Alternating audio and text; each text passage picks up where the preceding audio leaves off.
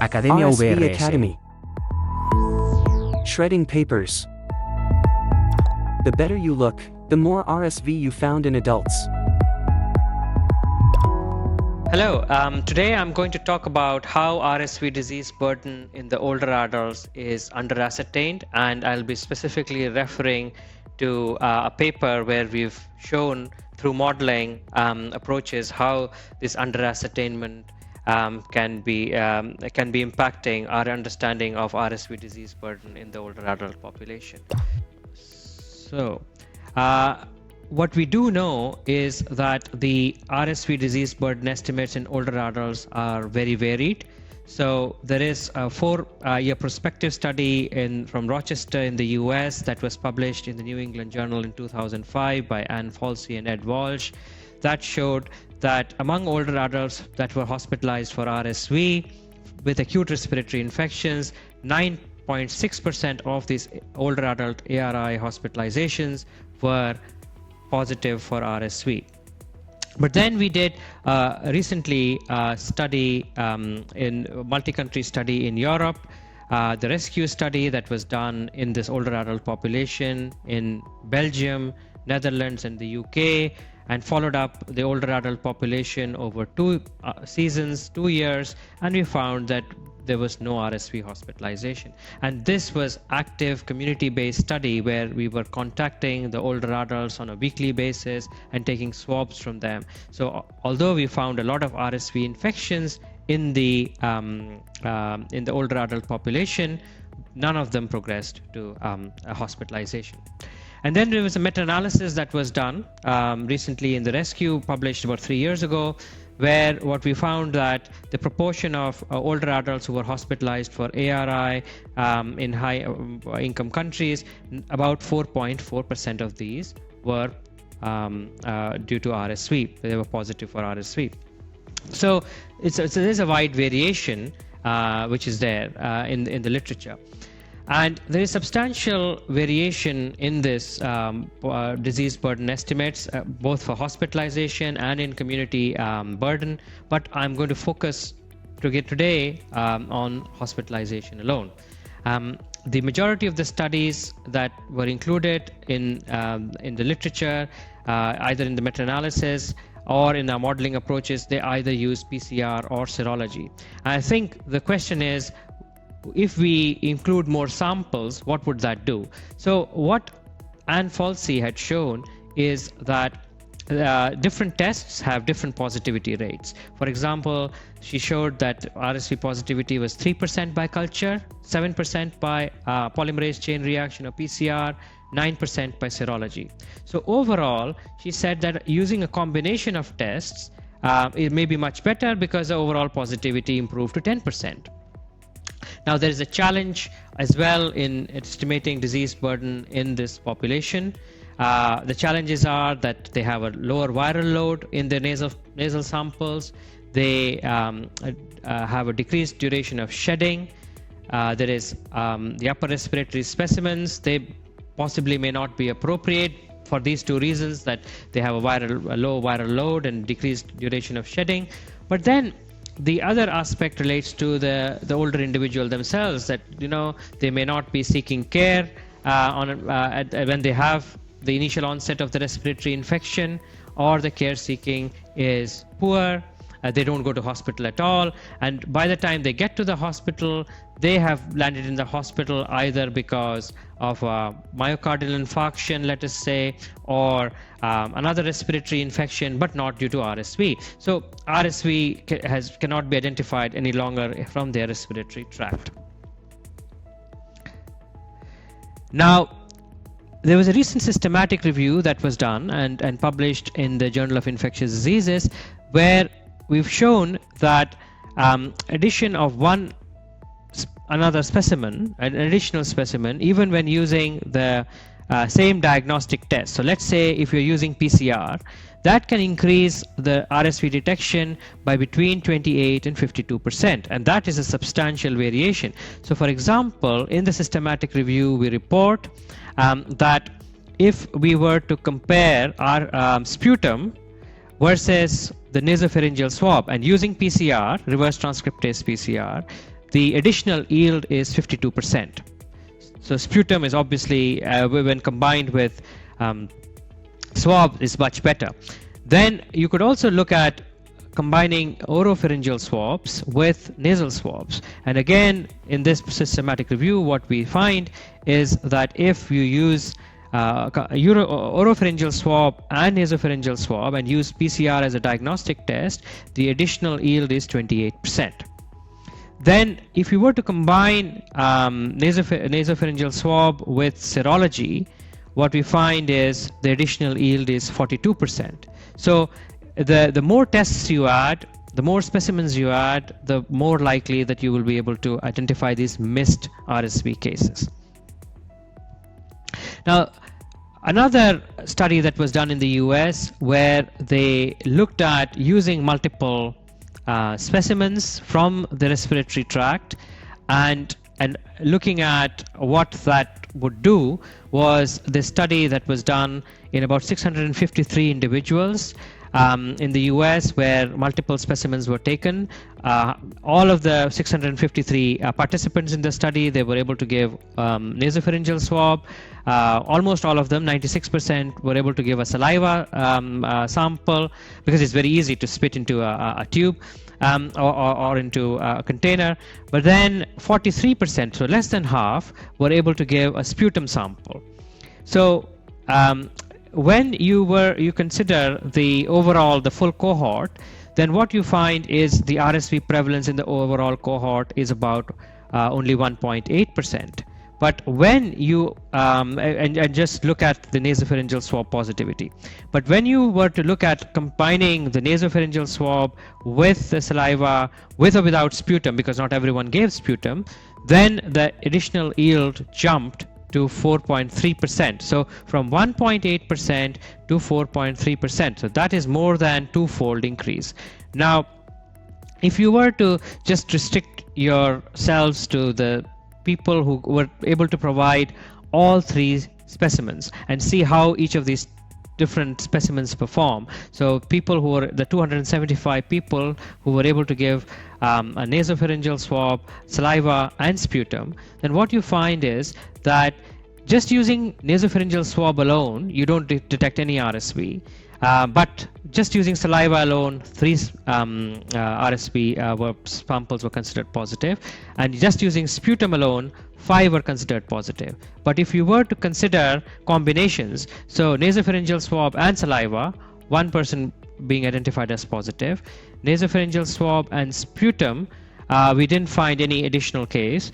But if you were to say all 3 together, then what you find is the 5 individuals were positive in all the 3 specimens. So there's obviously an advantage to using at multiple samples, multiple specimens.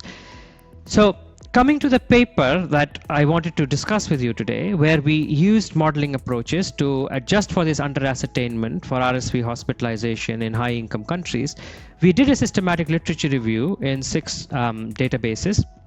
And then it included studies that were published between the 1st of January 1996 and 16th of December 2021. So spanning a long time period, and included studies that reported an RSV ARI associated hospitalizations in older adults, so adults more than 60 years of age residing in high income countries. The data had to be available for 12 consecutive months, except when RSV seasonality was very well established. And then we excluded studies that were using case definitions that were narrower than acute respiratory infections. So for example, if they used an influenza-like illness case definition, which is much narrower, or a severe acute respiratory infection case definition, which is again very narrow, or a community-acquired pneumonia case definition, which is essentially looking at just lower respiratory infection presentations, then we excluded those because those are likely to underestimate the overall burden.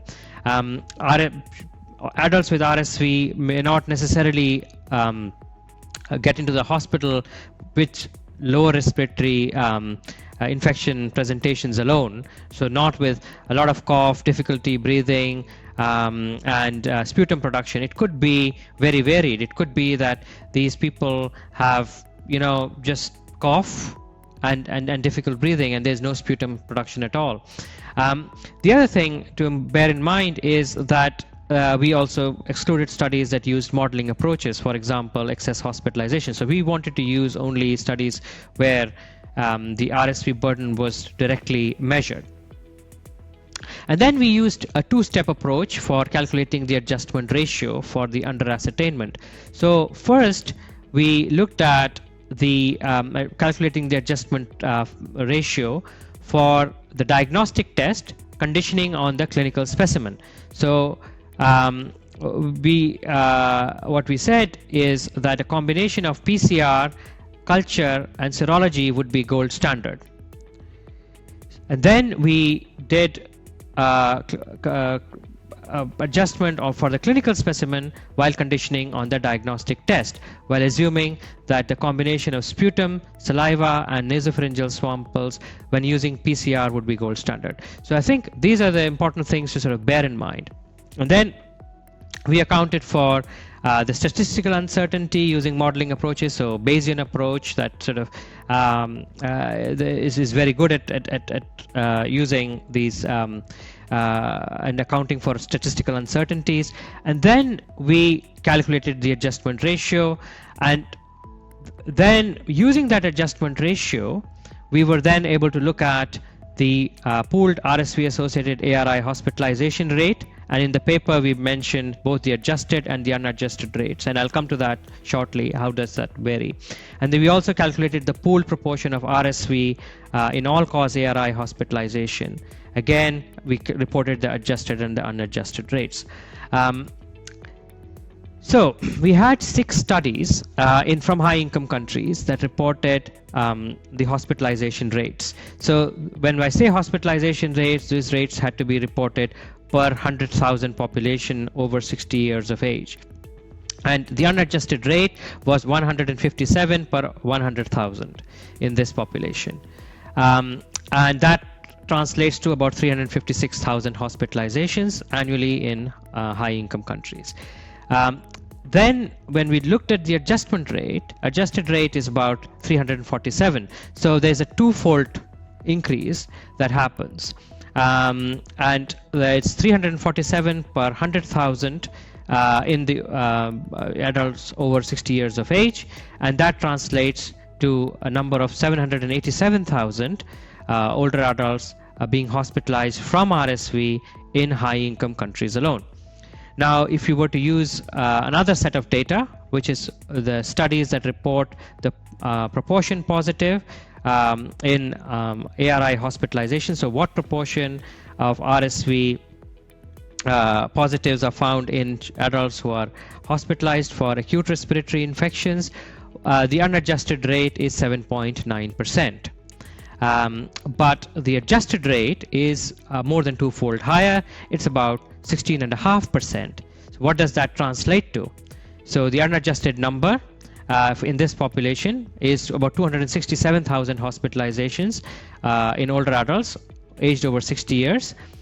But once you adjust for the under-ascertainment, that translates to about 554,000. So again, what these different measures, what they show is that we are converging on a number which is over 500,000 hospitalizations in high-income countries from RSV, and these the two numbers, 787,000 and 554,000, they are in the sort of similar ballpark, and they have overlapping 95% confidence intervals. So what we do know is that the current estimates that we use are grossly underestimating, and that comes to the next set of slides that I was sort of wanting to talk about, which is how do these estimates that I reported now compare with the previous estimates. So as part of the RESCUE study, we had done meta-analysis that I alluded to earlier, where I said 4.4% of the ARI hospitalizations in older adults were testing to be RSV positive. Now, we were only basing these estimates on data from 3 studies, and the estimate that we had was about 136,000. In the same meta-analysis, we had also looked at studies that reported hospitalization rates, and there were 6 studies, and we said that the hospitalization rate was about 100 per 100,000 persons per year. So overall translates to about 214,000. Now, there was another set of estimates that were done by a group from the GSK, and what they said, they had identified a couple of more studies. Again, this paper was published about 2.5 years after our estimates were published in 2020. So additional 2 studies were identified, so 8 studies, and they said that the hospitalization rate was about 145 per 100,000 persons per year, translating to about 460,000 hospitalizations. And then our modeling study that I reported to you presently, we say that it's about 16.5% of the ARI hospitalizations are positive for RSV. So about 4-fold increase from what we had initially reported in the paper from the Rescue Consortium. And that translates to about 554,000. And if we were to look at the hospitalization rates, then again what we are talking about is, compared to our initial estimates, about 3-fold higher, and it translates to about 787,000 hospitalizations. So the initial estimates that we had about for RSV hospitalizations in high-income countries is grossly underestimated, and these are where good data are there. If you were to look at the low and middle income country data, then the data are very sparse, and at the moment I don't think we would be in a position even to make these adjustments over there. And even the estimates without any of these adjustments, they are having very wide confidence intervals, and I think that's where the main data gap lies. So in summary, what we have discussed today is that one single specimen or one diagnostic test is not enough when looking at and diagnosing RSV infection in older adults. That tends to underestimate RSV burden. A combination of specimens, nasopharyngeal swab, saliva, sputum, blood, and a combination of diagnostic tests, maybe PCR and serology, are necessary. Current RSV burden estimates in older adults are likely substantial underestimates, as much as 2 to 4 folds. Even the revised estimates that adjust for underestimation still don't account for the RSV attributable sequelae. So for example, secondary bacterial pneumonias, post-RSV myocardial infarction, post-RSV increase in all-cause mortality at 30 days, 60 days, and 90 days. These all don't get captured in any of the estimates that we make. And these gaps will likely be understood in the medium term only after large-scale implementation of RSV vaccine in the population. So post-introduction, in about 3 to 5 years, if we were to measure the impact, you would be able to identify what exactly was the contribution of RSV to the disease burden in this older adults, specifically to hospitalizations and mortality. Thank you for your time.